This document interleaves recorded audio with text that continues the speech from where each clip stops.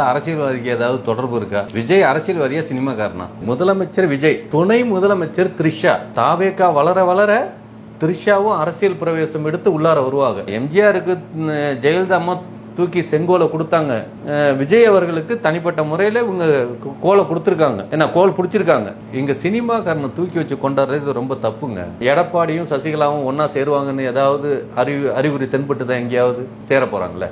ஒரு ஓபிஎஸும் சசிகலாவும் சேர்றாங்கன்னா அது சரி. ஒரு எடப்பாடி சசிகலாவும் சேர்றாங்கன்னா அது எப்படி சரி? அவங்க அதிகாரப்பூர்வமா மனைவி சங்கீதா, துணைவி த்ரிஷா. நயன்தாரா எப்படி குழந்தை பெற்றுக்கிட்டாங்களோ அதே மாதிரி ஒரு குழந்தை பெற்றுக்கிற முறைக்கு த்ரிஷா முயற்சி பண்றதா ஒரு மூவ்மெண்ட் இருந்துட்டு இருக்குது. தெருவில் படுத்துருக்க மனித பத்தி எவனாவது யோசிச்சானா? கம்யூனிட்டி அவனுக்கு சோறு போடணும்னு எவனாவது யோசிச்சிருக்கானா? ஒரு நாயை பார்த்துட்டு இருக்க கம்யூனிட்டிகளா? நாய் பிரியாணி சூப்பரா இருந்தது. Dog biryani is very well, is nice. கிங்குட்ஸ் நேயர்களுக்கு வணக்கம். இன்றைய சிறப்பு நேர்காணலில் நம்முடன் இணைந்திருப்பவர் இயக்குனர் நந்தவனம் நந்தகுமார் அவர்கள். வணக்கம் சார்.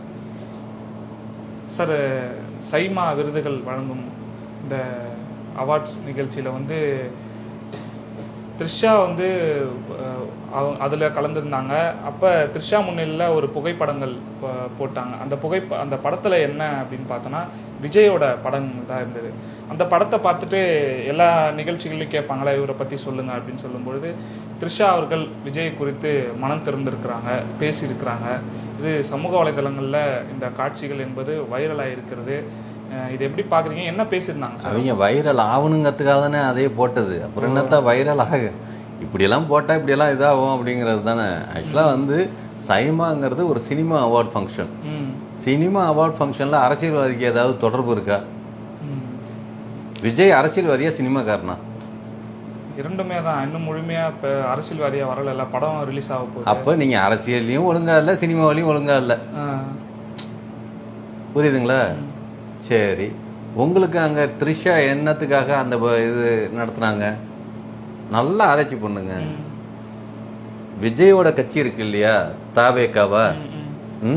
தாவேகாவோட துணை முதலமைச்சர் விஜய், துணை முதலமைச்சர் த்ரிஷா. அதை முதல்ல புரிஞ்சுக்கணும். அந்த கட்சியோட அறிவிக்கப்படாத துணை முதலமைச்சர் த்ரிஷா.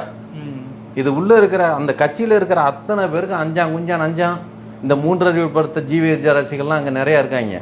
அவங்க வரைக்கும் தெரியும் துணை முதலமைச்சர் த்ரிஷான்னு. இந்த மற்ற கட்சிக்காரங்களுக்கு தான் தெரிய மாட்டேங்குது துணை முதலமைச்சர் த்ரிஷான்னு. இந்த கட்சிக்காரனுக்கு தெரிய மாட்டேங்குது. ஆமா, இதெல்லாம் ஒரு கட்சியை பாப்புலாரிட்டி ஆக்கி மக்களுக்குள்ளார கொண்டு போய் சேர்க்கறதுக்காக தான். அதாவது தாவேகா வளர வளர த்ரிஷாவும் அரசியல் பிரவேசம் எடுத்து உள்ளார வருவாங்க.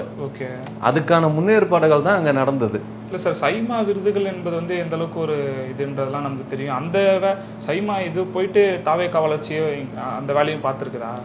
ஆமா, அவங்க என்ன சொன்னாங்க? நீங்க போயிட்டு இருக்கிற ஜேர்னினா இப்ப எந்த ஊருக்கு போறாரு அவரு?